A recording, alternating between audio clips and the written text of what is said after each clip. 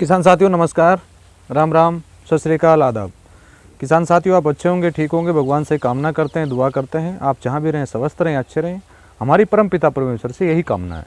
किसान साथियों मैं अमित महिला फ्रॉम हरियाणा से। किसान साथियों आज का जो हमारा विषय है, हमारे पेड़ सूख जाएँ।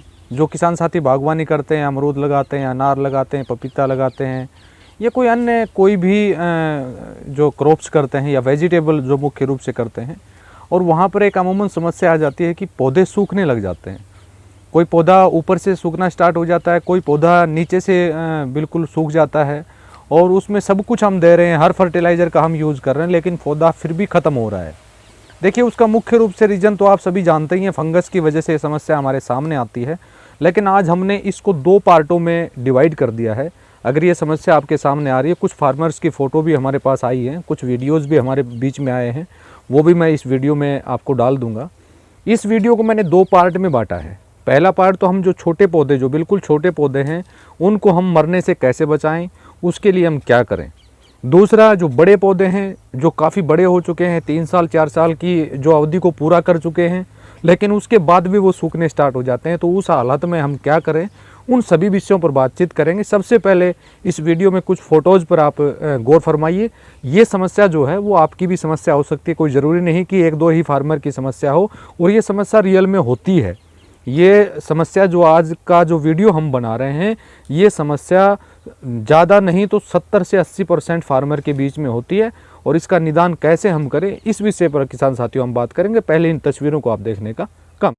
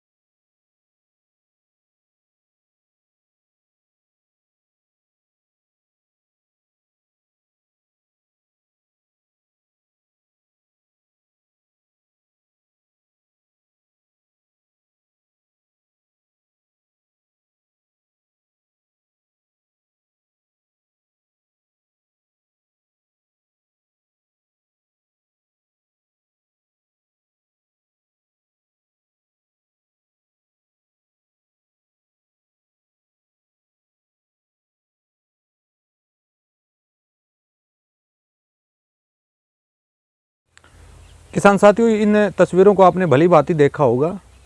अब हम इन तस्वीरों को देख के आप समझ गए कि बड़े पेड़ भी सूखे हुए हैं, छोटे पेड़ की पहले टहनियाँ सूखनी स्टार्ट होती हैं, फिर जो बड़े जो नीचे का जो शाखा है वो सूख कर ख़त्म हो जाती है। बड़े पेड़ जो है उसकी छाल आपने देखा, वो छाल बिल्कुल ख़त्म हो गई है, यानी ऊपर का जो छिलका है वो बिल्कुल ख़त्म हो गया। तो ये रीज़न क्या है? हम सबसे पहले बात करेंगे छोटे पौधों की, और उनको सूखने से हम कैसे बचाएं, उस विषय पर हम बात करेंगे। वीडियो को ज़्यादा लंबा नहीं करूंगा, जो चीज़ आपको सुनना बिल्कुल ध्यान से सुने ताकि उसका उपयोग आप कर सकें। अगर आपके पास छोटे पौधे आपने लगा रखे हैं, मान लीजिए 1 एकड़ में लगा रखे हैं या आधा एकड़ में लगा रखे हैं, जिसमें अमरूद है, अनार है, पपीता है, या कोई भी बागवानी का आप जो काम करते हैं, बागवानी जो आप कर रहे हैं, और वो पौधे अगर सूख रहे हैं तो हम क्या करें। सबसे पहले एक घोल किसान साथियों नोट कीजिए, बिल्कुल ध्यान से आप नोट करें। आपको 1 केजी अदरक लेना है, आपको 1 केजी अदरक लेना है, 1 किलो गुड़ आपको लेना है, और 10 लीटर देसी गाय का गूत्र आपको लेना है। 1 केजी अदरक आपको लेना है, 1 किलो गुड़ आपको लेना है, और 10 लीटर देसी गाय का गूत्र आपको लेना है। गुड़ और अदरक का पेस्ट बना के, गुड़ और अदरक का पेस्ट बना के उस 10 लीटर देसी गाय के गूत्र में या मूत्र में आप डाल दीजिए, और उसको 10 दिन के लिए वहीं छोड़ दीजिए। 10 दिन के बाद जब वो रेडी हो जाए तो पर पौधे में केवल टू केवल 20 से 30 ml डाल दीजिए और सिंचाई कर दीजिए। जो पौधे ख़त्म हो चुके हैं या बिल्कुल ख़त्म हो चुके हैं वो तो रिकवर नहीं होंगे, लेकिन जो आधे अधूरे पौधे जो जले हैं आपके, वो बिल्कुल नई टहनियाँ उसके ऊपर स्टार्ट हो जाएंगी।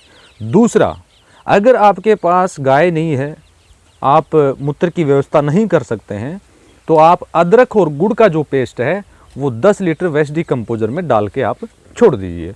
वो भी 10 दिन में रेडी हो जाएगा। वही मात्रा आपको रखनी है, 20 से 30 ml पर पौधे में डालने की तुरंत बाद आपको सिंचाई कर देनी है। इससे बेनिफिट आपको ये होगा कि जो पौधे पूर्ण ख़त्म हो चुके हैं वो तो देखिए ठीक होने वाले नहीं हैं, लेकिन जो आधे अधूरे पौधे जो आपके जल चुके हैं वो आपका जल्दी कवर करने का किसान साथियों काम करेंगे। अब अगला इसमें क्या करना है, चुनने का घोल। चुनने के घोल के ऊपर मैंने वीडियो ऑलरेडी बनाया हुआ है। चुनने के घोल का उपयोग जो लिक्विड आप बनाते हैं 10 kg जो भी आप लाते हैं, पर पौधे में 500 ml जो है सिंचाई करने से पहले पर पौधे में डाल देना है। जो भी फंगस आपके पौधों में, वैसे तो वेस्ट डिकम्पोजर फंगस के ऊपर 90 से 80 से 100% यानी उसके ऊपर बेनिफिट हमें मिल रहा है, लेकिन काफ़ी फार्मर कहते हैं सर हमें बेनिफिट नहीं मिल रहा है। उसका मुख्य रूप से रीज़न काफ़ी हो सकते हैं। देखिए आने वाले किसी समय में उस वीडियो में मैं चर्चा करूंगा, आज तो बहुत लंबा हो जाएगा। उसके रीज़न काफ़ी हो सकते हैं। तो आपको ये 2 घोल जो हैं मैंने बताए, 2 तरीके जो आपको बताएं, ये तरीके आप कर लीजिए। इस विषय पर हम एक और वीडियो बना देंगे, कोई बड़ी बात नहीं है। तो इन चीज़ों को आप कर लीजिए। और जो पौधे आधे अधूरे सूख चुके हैं, छोटे पौधे जो बिल्कुल छोटे पौधे हैं, जैसे मान लीजिए 6 महीने का है, 1 साल के हैं, जो आधे अधूरे सूख चुके हैं, उनकी टहनियों को काट दीजिए आप। जहाँ से सूखी वहीं से टहनी को आप काटने का किसान साथियों काम करें। अब दूसरा पॉइंट जो है वो हमारे बड़े पेड़, जैसे मान लीजिए आपके 3 साल के पेड़ हैं, 4 साल के पेड़ हैं या 5 साल के पेड़ हैं, या ये कहें कि 20 साल 10 साल 20 साल 40 साल 50 साल का पेड़ है और वो सूखना स्टार्ट हो गया है, और उसकी छाल जो आप देखेंगे तो छाल पौधे से अलग हो चुकी है, या अंदर बुरादा हो चुका है, या अंदर चींटियाँ आ चुकी हैं, या अंदर दीमक का अटैक हो चुका है, उस हालात में किसान साथियों क्या करें। और वो पौधे जो बड़े पौधे होते हैं वो ऊपर से सूखना स्टार्ट होते हैं और नीचे तक चले आते हैं। किसान साथियों बिल्कुल ध्यान से आपको सुनना है। सबसे पहले तो उस पौधे की आपको कटिंग करवा देनी है, और कटिंग भी कहाँ से करवाना है, जहाँ से सूखना स्टार्ट हुआ है उससे आधा फुट या 1 फुट नीचे से उस पेड़ को काट देना है।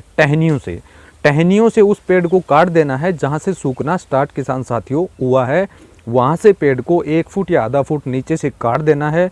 बिल्कुल उसकी कटिंग करवा देनी है। इस बात का विशेष रूप से किसान साथियों आपको ध्यान रखना है। दूसरा, जो उस पेड़ का जो तना है, पेड़ की जो जहाँ से पेड़ स्टार्ट होता है वहाँ से लेकर 4 फीट तक या 5 फीट तक चुनने का घोल या चूना जो होता है, भुजा हुआ चूना, जिसको अच्छी तरह जानते हैं किसान साथी, उसका वीडियो भी मैंने बनाया हुआ है।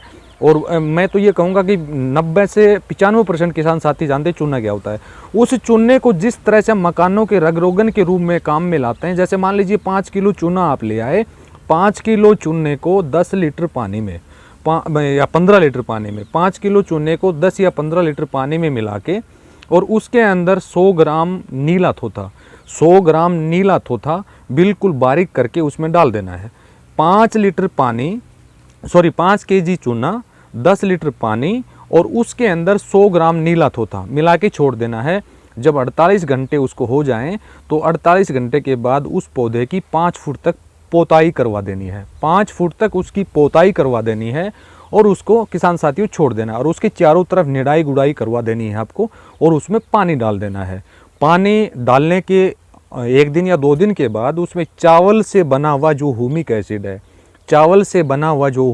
एसिड है वो वेस्ट डिकम्पोजर के साथ में, जैसे मान लीजिए आपका पौधा 10 साल का है तो 10 साल का पौधा है तो वेस्ट डिकम्पोजर के साथ में 3 लीटर ह्यूमिक एसिड, जो हम 1 किलो चावल से 25 या 50 लीटर वेस्ट डिकम्पोजर में डालते हैं, उसमें से 2 या 3 लीटर और कुछ पानी मिला के उसमें डाल देना है। किसान साथियों बिलीव नहीं करेंगे, ये प्रक्रिया आपको हर 5 दिन के अंतराल से करनी है, हर 5 दिन के अंतराल से आपको करनी है, और आप 20 से 21 दिन के बाद देख पाएंगे कि आपके पौधे में फुटाव स्टार्ट हो गया है।